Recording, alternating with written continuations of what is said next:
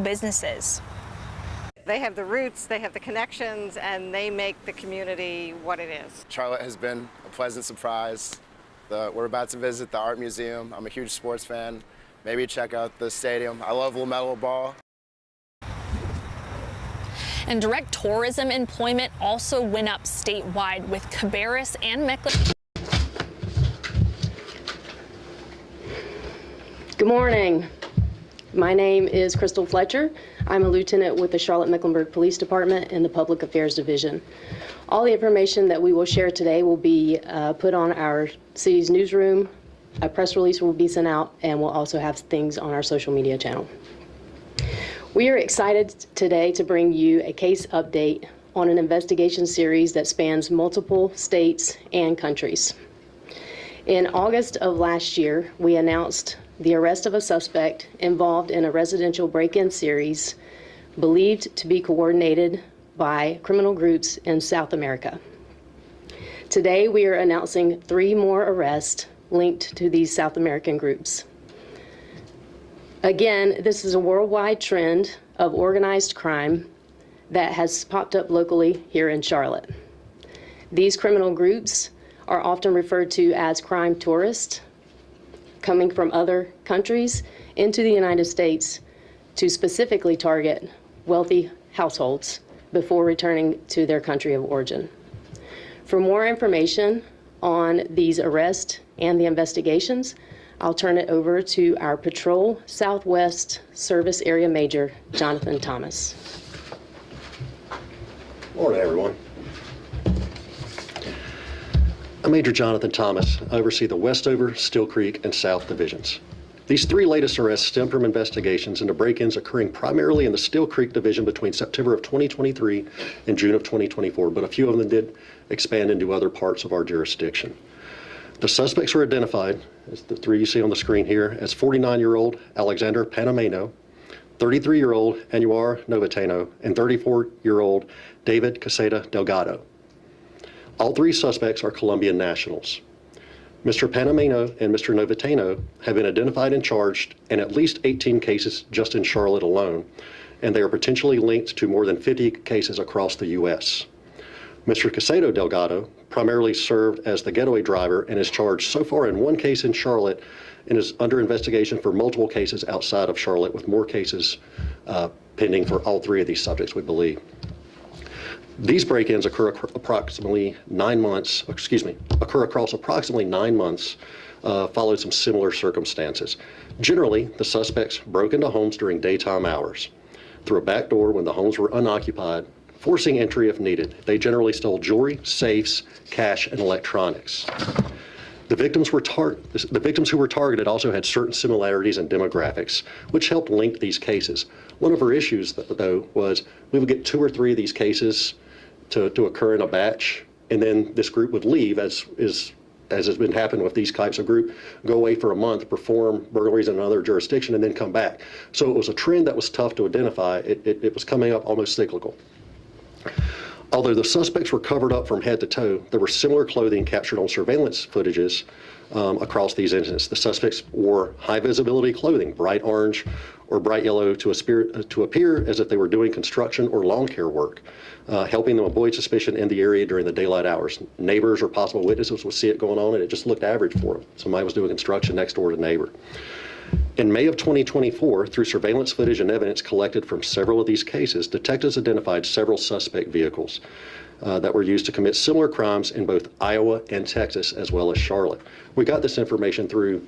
To combat this, our detectives have formed relationships with the detectives that are having these problems across the country.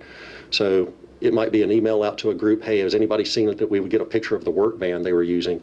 Yeah, I've had 2 cases like that. And through compiling this work, they were able to identify these people and lead us in the right direction. And it was at this time that the detectives identified Mr. Panameno and Mr. Novateno as the suspects.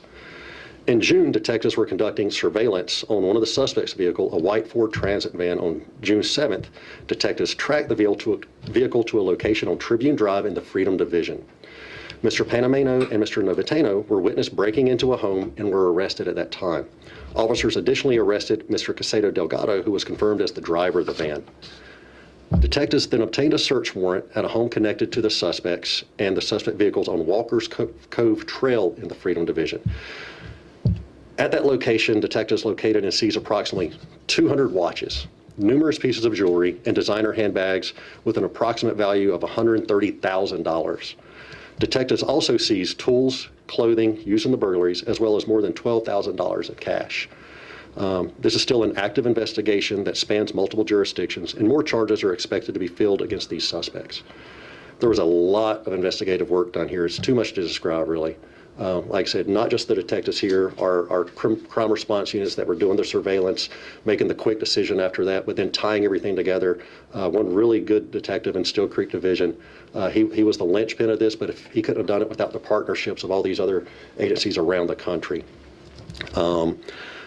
Very proud of the work that's been involved in this. These groups, like I've said and we've said in the past, they're highly skilled. These are not juveniles that are running up, kicking in the door and grabbing something. What makes these tourist criminals or SATG groups different, they do surveillance. They do research on their victims. They profile, like if you own this type of business, you might have extra cash at your house or you might have jewelry. They were found with surveillance devices that they were using to surveil people. In other parts of the country, they've used drones. They've used thermal imagers. They try not to hit a house with someone in it, but at times they have. We haven't seen any acts of violence from them to where they intentionally harm somebody or do a hostile style takeover of the house. In one of these cases, there was someone home, and that produced a higher level charge for us. But we do think that when they hit these houses, they want it to be unoccupied. They just occasionally mess up in that aspect. When a case is closed in Charlotte, it may help close a case in Virginia, Florida, Texas, or Iowa, and vice versa. Like I said, the police departments have had to up our game and really develop our own information network for these groups. Currently, residential burglaries in the Still Creek Division are down 15% year to date, and we think it's arresting groups like this can really make impact on our total crime numbers. One of the things, or several of the things, we want our residents, regardless of jurisdiction in Charlotte, to be vigilant and to protect themselves against residential burglaries. There's some simple things that you can do to keep your home from being an easy target. Utilize deadbolts, install window locks, have good exterior lighting. If you have a safe, make sure it's bolted to the floor or that weighs too much to be carried out by a person. A safe should weigh at least 200 pounds. We have had several of these cases where people have, I'm just going to call it the Walmart safe, and these groups will pick up a safe and carry it out weighing up to 150 pounds. So make sure that it's not, if you have a safe, that it can actually be secured in your home and not carried out. If you have an alarm, make sure it's operational and registered with the CMPD. Notify your trusted neighbors when going out of town or if you're expecting construction work. At this time, we'll open it up for questions. How many total incidents are related to these individuals? Right now, 19 warrants. We're looking at, like I said, the possibility of several more warrants. It could go as high as 100 if you count all of our surrounding jurisdictions. But the solid cases, without any more information, I think we're going to probably end up with a few more. Yes, ma'am. You keep on mentioning their tourist thefts. What kind of visa or what allows them into the country, and does that expire or what? I'm not an expert on visas. It's not our department doesn't do it. I can't tell the legal or illegal immigration status of these people when we arrest them. In our county, that's up to the sheriff's department and their level of communication with Homeland Security or Customs. Okay, so someone can just be in the country longer than expected, even though they said there is a tourist. Or I'm not sure they had a visa. and any indication where the product was going to, like they're selling this on Facebook, or is it going out of the country, or? I believe some of it's sold here just due to the, some of it is not high-end merchandise. It could be flea markets, it could be Facebook, like you said. We see where there's a lot of communication back and forth with New York. Like I said, it probably ends up in stores there. The cash, the currency, everything, we believe a lot of it goes back to their home country. Was there any drugs that you know of involved? No drugs. No drugs that we found, just a lot of stolen merchandise. Weapons or anything? No, but at least two of these individuals had been previous members of their country military. That's where they might have picked up a lot of the skills they had in surveillance and planning operational. And what was the time frame again, you said, from? Sorry. Actually, they'll have all that on. They'll have everything for you there. It was over a year. Any more?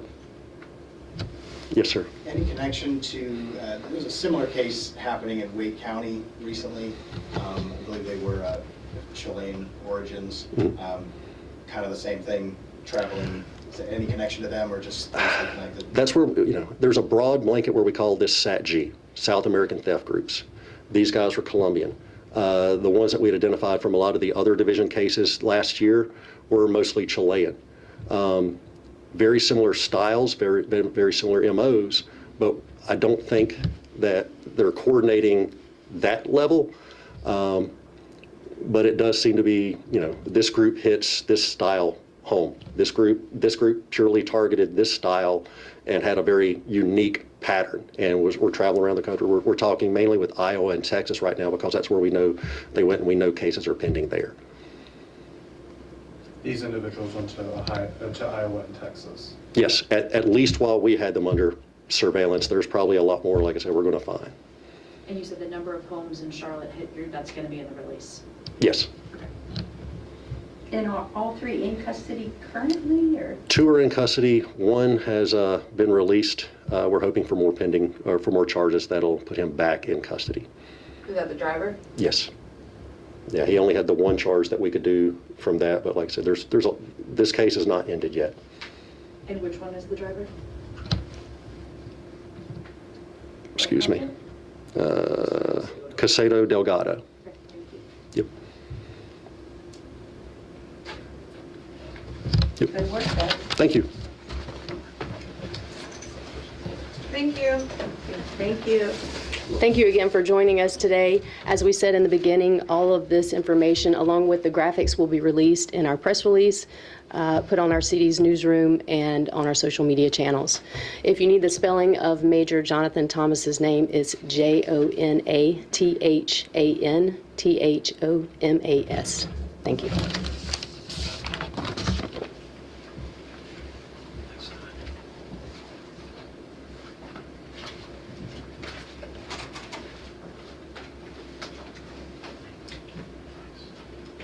In response to your question, so CMPD's been monitoring these types of trends for over a year. This specific investigation with these 3 guys were from September of 2023 to June of 2024. September 2023 to June.